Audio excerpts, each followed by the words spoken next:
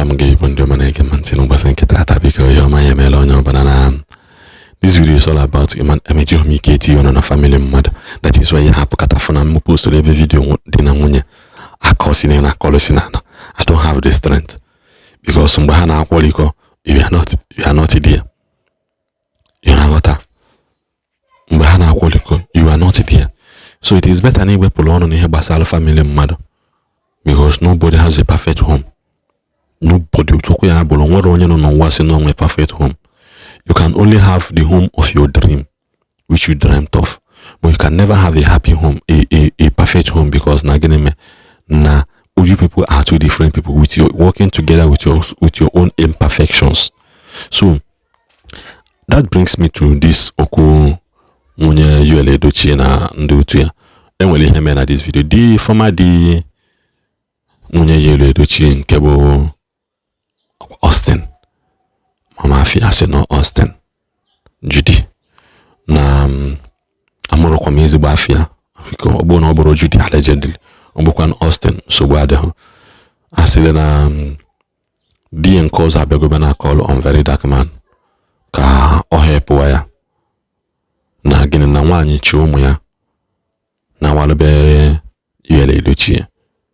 Okay, if you know umu na mbebe nkozo, you don't always see. As a bulo zone or zone is konko. You don't prioritize those children. Kisa prioritize umwazi UL. Ko does it mean na because na UL is a figure and no ego.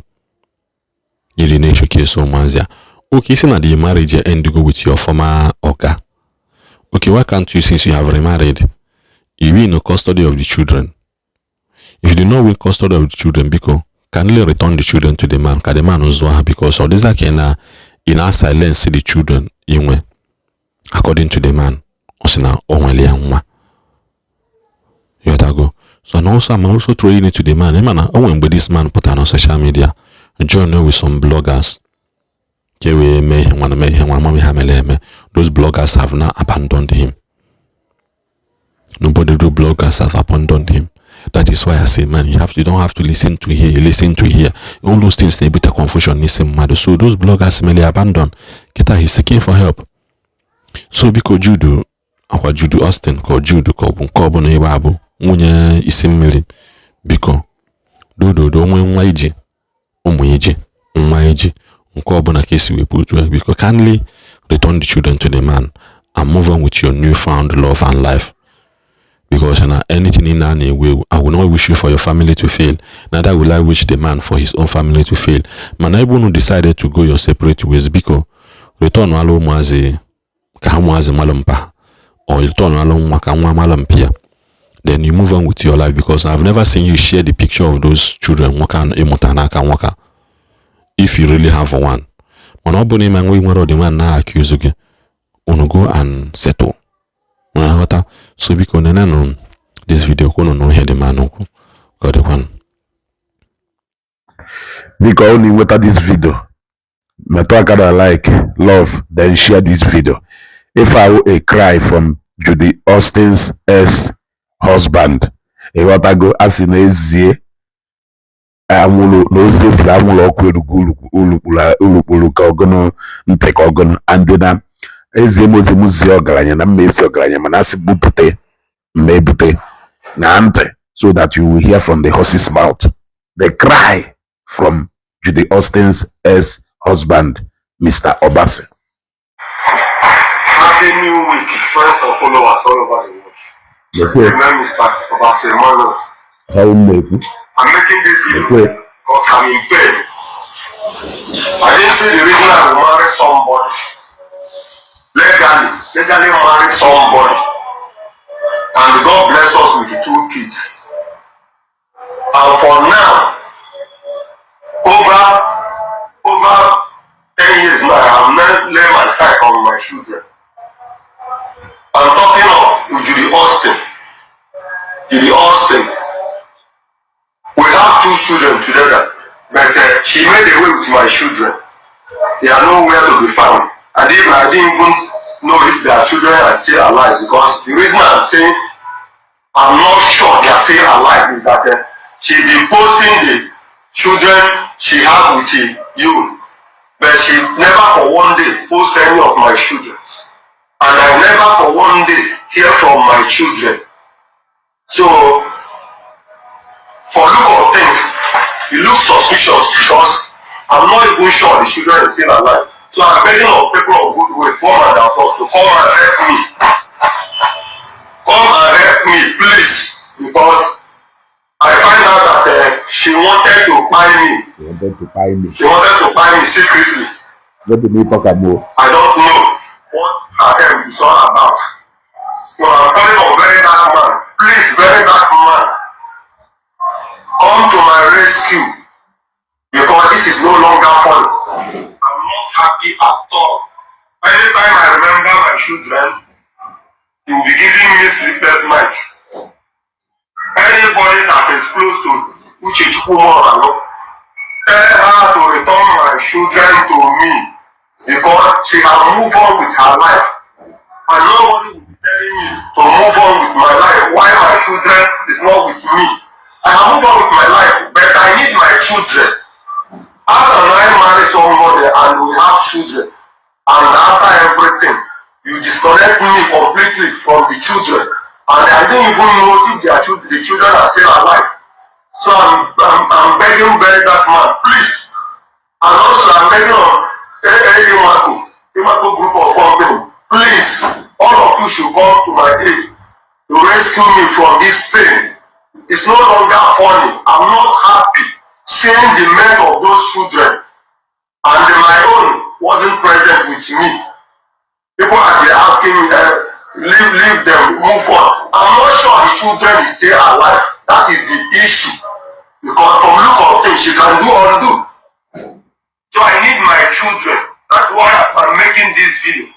Please, anybody that have a very dark man should tag him, please.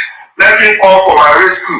And anybody that is willing to help should also come. I'm begging on all Nigerians, both home and abroad, please. It's no longer funny. Please, please, please. So, kelokwu nwere ihe ekwu. Kelokwu nwere ihe ekwu, mana ọ na-esi m okwukwa nke m mma sịkwa na ife dị mma and ife adọrọ mma. Ife mere ọfụma ka a na-akpọ nwa mma. Ịghọtago? There is no way you will take away a man's children for over 10 years. And the fact is that you are not even proud to showcase ụmụazị ahụ n'iru akwụkwọ, but you are so proud showcasing another person's nwa n'iru akwụkwọ. Ka ikwu n'eziokwu, if that is a form of punishment, then that punishment is enough. A man that married you legally, wedded you, together, why will you take away from him for over 10 years without Nya? From where I am judging based on if I know, perhaps if we hear another side of the story, we may balance it. But for now, let us judge based on what we have heard. As is but if the other party has decided to remain silent, then I keep because no one actually can na Facebook now do so proud about your past life. You don't even care. So we are going to judge. You have shown your current husband more than your first. You are not proud to show them on social media, but in a go say nke your second husband n'iru akwụkwọ onye lukwa anya sonya wori ya maka na ikpe niile a na-ekpe n'ụwa awụ mgbe iji ọnụ George nke mmadụ chetakwo na George go nke go maka na asị na ka ị na-atụ mmadụ ofu aka chetakwo na aka ndị ọzọ na-atụshiga back to you. Share this video.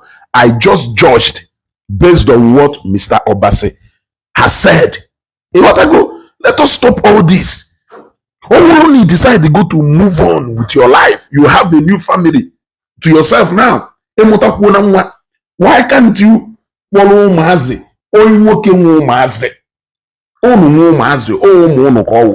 But allow Omaziaka find their way to their father's house. That is where they should remain. almost if edition maybe as a reform ajo na form. You have the platform, you can speak out, people can hear, and people will come to your aid. Because you have the right to always come according to any arrangement to come and see those children. But if hide their away for over 10 years from their father, as wickedness. You can't be enjoying the fruit with your current husband while you are denying another man. Imagine the kind of joy.